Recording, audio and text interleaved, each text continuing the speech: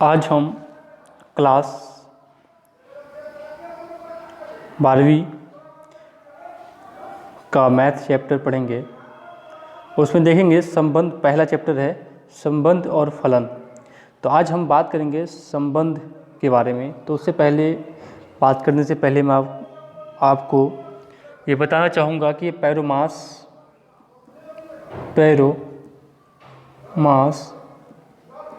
Dream YouTube channel पे, पैरोमास dream YouTube channel पे 11th 10th 11th and 12th की पढ़ाई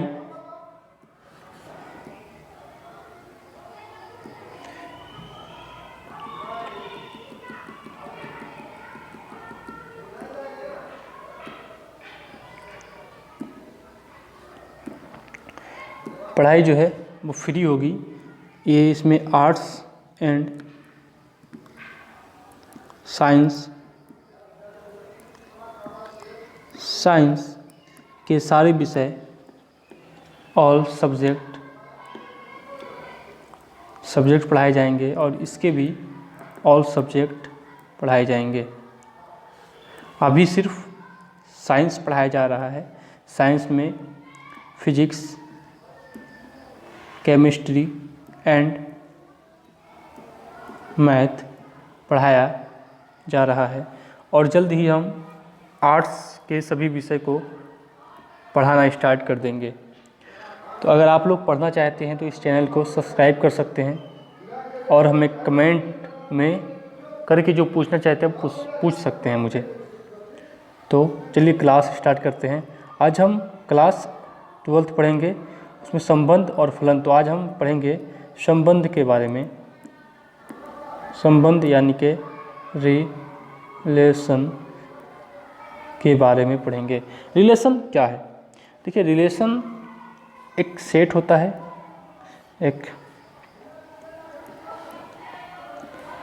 एक सेट है A = 1 2 3, ठीक ना। इस सेट है, इस तरह के, इसे हम सेट कहते हैं। और अगर दो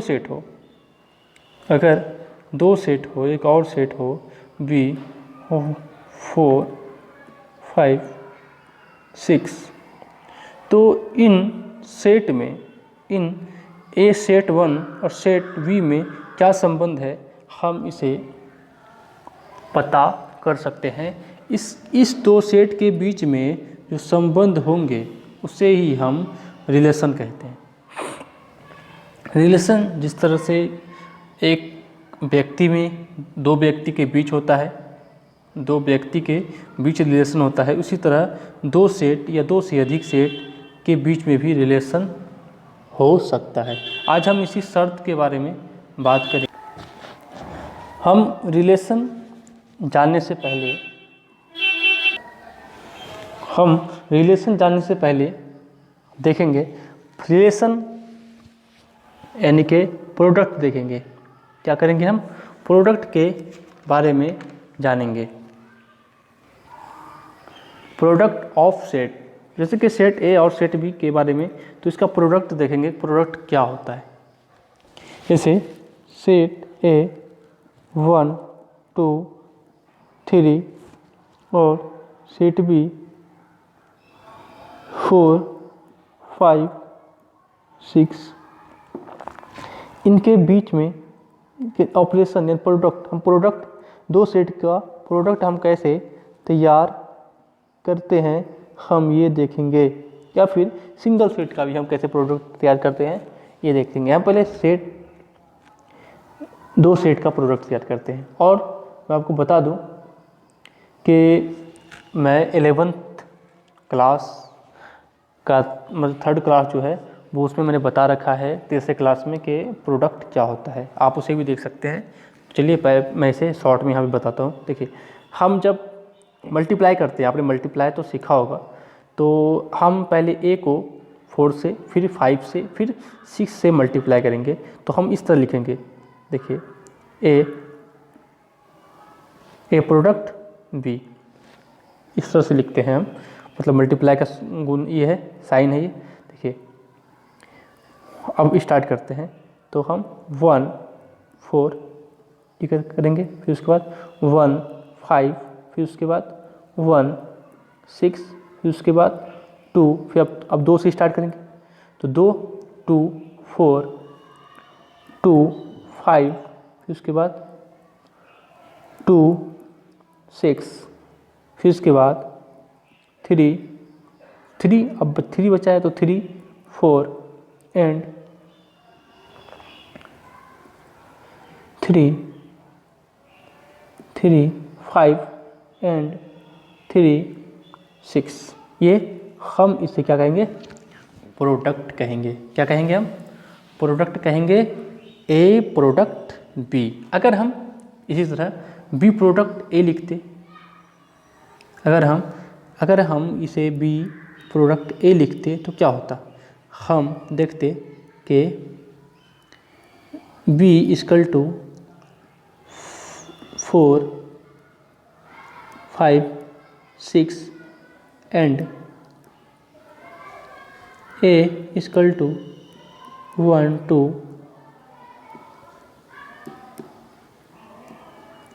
1 2 3, इस तरह से लिखते। और फिर उसके बाद 4 पहले लिखते, हम इस तरह से लिखते, क्या लिखते, A B multiply product A, sorry एक मिनट, बी प्रोडक्ट ए। अब बी प्रोडक्ट ए का क्या होता है, देखिए तो यहाँ पे लिखे हम क्या लिखते, 4 1 4 2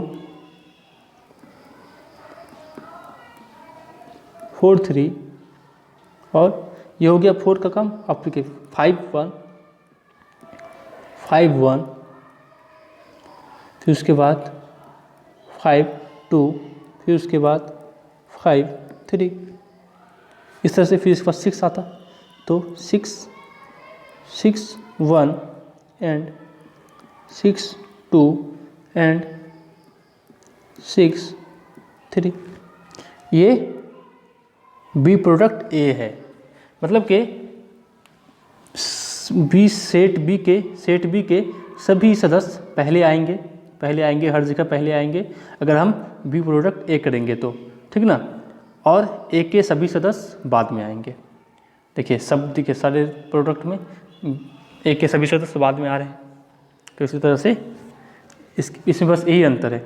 अब हम अगर सिंगल सेट की बात करें, अगर हम सिंगल सेट पे सेट मतलब कि ए का ही प्रोडक्ट अगर निकालना चाहें तो हम कैसे निकालेंगे, तो हम ए प्रोडक्ट ए करेंगे, मतलब कि ए को ए से ही गुना कर देंगे, ए को ए से ही गुना करेंगे।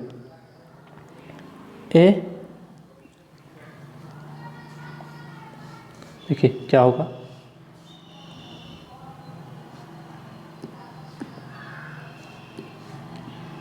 ए इक्वल टू 1 2 3 एंड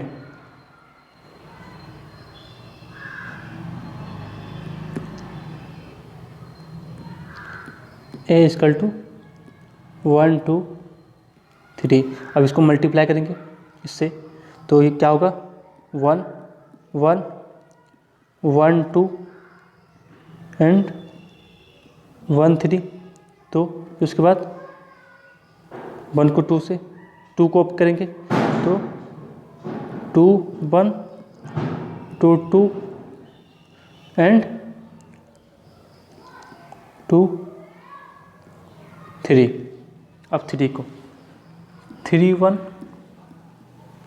3 2 एंड 3 3, इस तरह से सिंगल सेट का मतलब कि operation product of single set, product on single set, समझ गए, product on single A set, मतलब कि एक सेट पे हम प्रोडक्ट कैसे तैयार करते हैं।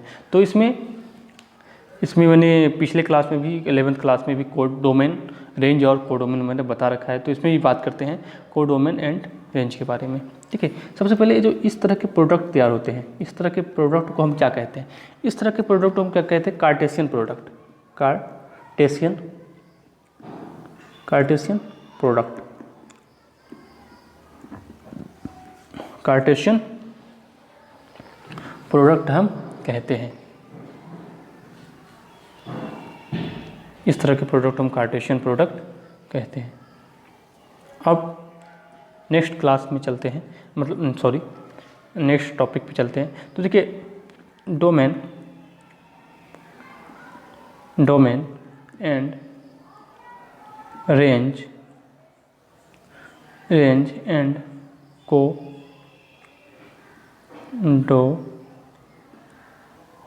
Codomain, domain, range and codomain.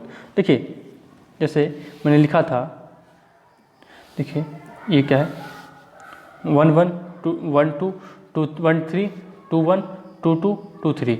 तो ये जो पहला है 1 1 1 2, जैसे कि फॉर एग्जांपल आपको बताते हैं, जैसे कि हम 7 ठीक है ना 9 8 एंड 6 5 लेते हैं, प्रोडक्ट है। तो ये 2 9 और 2 9 एंड 6 ये क्या होगा, डोमेन कहलाएगा। पहला यानी कि पहला जो है मतलब बाएं तरफ का, प्रोडक्ट के बाएं तरफ का जो ये होगा मेंबर होगा वो क्या कहलाएगा, डोमेन कहलाएगा। डोमेन क्या कहलाएगा, 2 9 एंड 6 क्या कहलाएगा, ये डोमेन कहलाएगा। भाई रेंज की बात करें तो क्या कहलाएगा 7 5 एंड 7 8 एंड 5 क्या कहलाएगा, रेंज कहलाएगा। 7 8 एंड 5 क्या कहलाएगा, रेंज कहलाएगा। अब कोडोमेन की बात आती है। कोडोमेन डोमेन क्या है, कोडोमेन क्या है, कोडोमेन कहते हैं जब हम A मल्टीप्लाई B करते हैं तो सेट A और सेट A to B लिखते हैं। तो B के सभी सदस्य,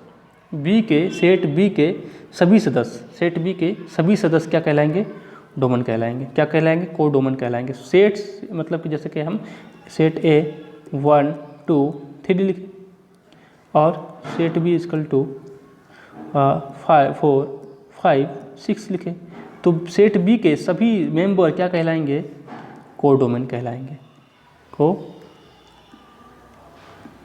डोमेन कहलाएंगे। अगर हम B मल्टीप्लाई A लिखते तो सेट A के सभी सदस्य क्या कहलाते, फिर ये कहलाते कोडोमेन। हम अगर जो बाद में आता है, जो बाएं तरफ आता है, उसे हम उसके सभी सदस्य को कोडोमेन कहते हैं। बस समझ गए डोमेन कोडोमेन क्या होता है। हम देखिए रिलेशन, अब हम बात करते हैं रिलेशन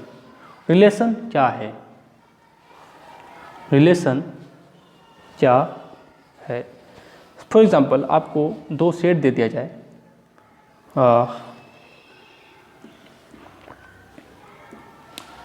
आपको सेट दे दिया जाए A equal to 1 2 3 and B equal to 4 5 6, आपको 2 सेट दे दिए गए।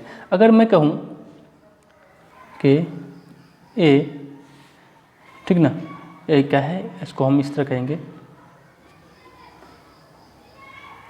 A बिलोंग टू, मतलब कि A क्या है, सेट A का सदस्य है and B belong to B, मतलब B सेट B का सदस्य है। तो हम A एंड B कहें ठीक ना, और यहाँ पे लिखें कि A रिलेशन, क्या कहेंगे, रिलेशन हम बताएं इन दोनों के बीच, यानी कि इन सेट और इन सेट के बीच में जो रिलेशन होगा वो क्या कहलाएगा, A ग्रेटर देन B होना चाहिए, A ग्रेटर देन B होना चाहिए। मतलब कि प्रोडक्ट का पहला अक्षर जो है वो क्या कहलाना चाहिए, बड़ा होना चाहिए, मतलब कि दूसरे अक्षर से, दूसरे अंक से, ठीक ना, दूसरे अंक से बड़ा होना चाहिए। क्या होना चाहिए, बड़ा होना चाहिए।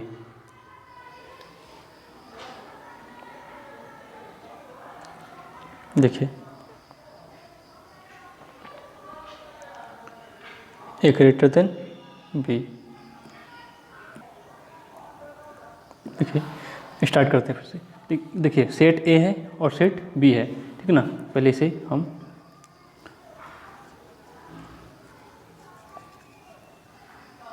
क्लीन कर देते हैं। देखिए क्या है, सेट ए एंड बी है, तो इनके बीच जो रिलेशन होगा वो क्या होगा, ए एंड बी, और रिलेशन क्या होगा कि ए ग्रेटर देन बी होना चाहिए, ए ग्रेटर देन बी होना चाहिए, शर्त है। अगर रिलेशन होगा सेट ए और सेट बी के बीच में, तो ए के सभी सेट ए के सभी सदस्य बड़े होंगे सेट बी से होने चाहिए। तो अब देखिए, अगर हम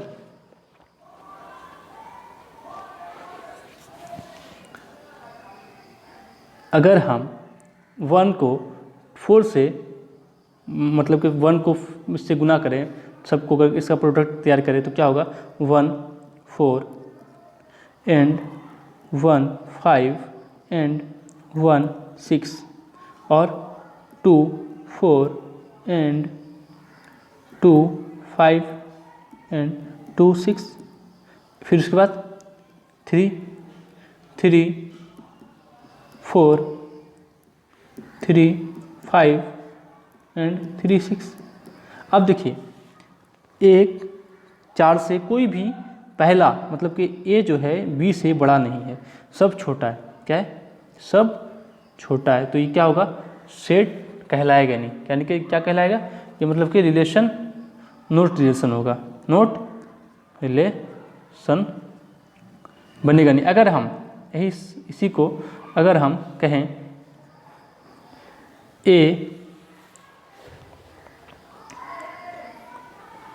अगर हम थोड़ा सा बदल दें, इसको बदल दें और लिखें 2a इक्वल टू बी, मतलब कि 2a इक्वल टू बी, मतलब कि हम जब a को 2 से गुना करेंगे तो b के बराबर हो जाएगा।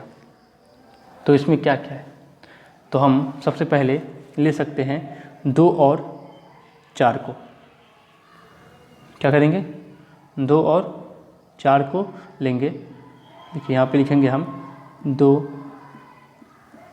और 4, फिर उसके बाद फिर 3 और 6 को लेंगे, 3 और 6 को लेंगे, क्योंकि अगर हम 2 को मल्टीप्लाई करेंगे 2 से तो क्या होगा, 4 हो जाएगा।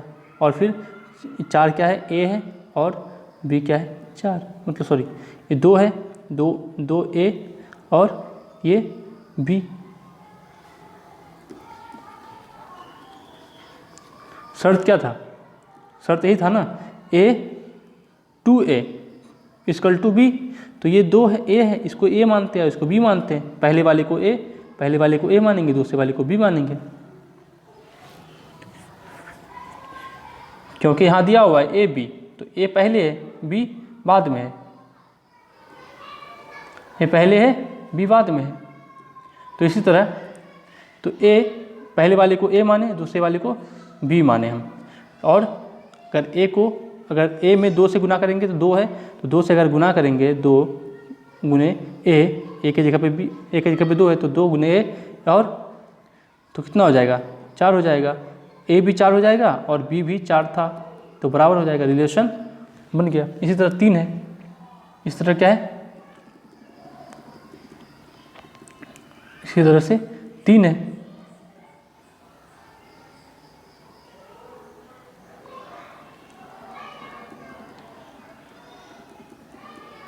इसी तरह से क्या है, 3 है।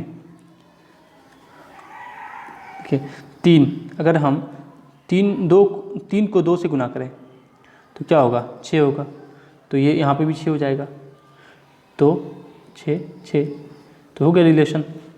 शर्त, मतलब कि ये शर्त है, रिलेशन में क्या है, एक शर्त है कि आपको, देखिए फॉर एग्जांपल हम अगर कहें आपकी शादी हो रही है और आपकी शादी में सिर्फ आपकी खाला ही आ सकती है, औरत में, यानी कि औरत में सिर्फ आपकी खाला ही आएगी। तो आपकी खाला आएगी, तो औरत तो बहुत सारी है, लेकिन आपकी खाला जितनी भी होगी, जितनी भी खाला होगी, चाहे 2 हो, 4 हो, 6 हो, या फिर 10 हो, जितनी खाला हो वही तो आ सकेगी। तो ये रिलेशन है। रिलेशन तो इसी को कहते हैं रिलेशन। अगर हम बोले कि नहीं नहीं खाला के साथ आपकी फूफी भी आ सकती है, फूफी भी आ सकती है, फूफी भी आ सकती है, तो फिर फूफी जितनी होगी वो खाला और फूफी आ जाएगी। तो बस यही रिलेशन है। तो आज हम इतना ही बात करेंगे, तो कल समझेंगे टाइप ऑफ रिलेशन के बारे में कि रिलेशन कितने प्रकार के होते हैं, ठीक है ना। तो हम उस रिलेशन को समझेंगे। तो आज के लिए बस इतना ही। Thank you. ये क्या था? ये शर्तें थी। ये क्या था? ये शर्त था। ये देखिए शर्त था। ये रिलेशन का यानी कि आर का ये संबंध था। ये संबंध बनाने से पहले कुछ शर्तें थी, ठीक ना, शर्तें थी। तो इसी शर्त को फॉलो किया गया है। तो बस आज के लिए इतना ही। Thank you. फिर मिलते हैं नेक्स्ट क्लास में।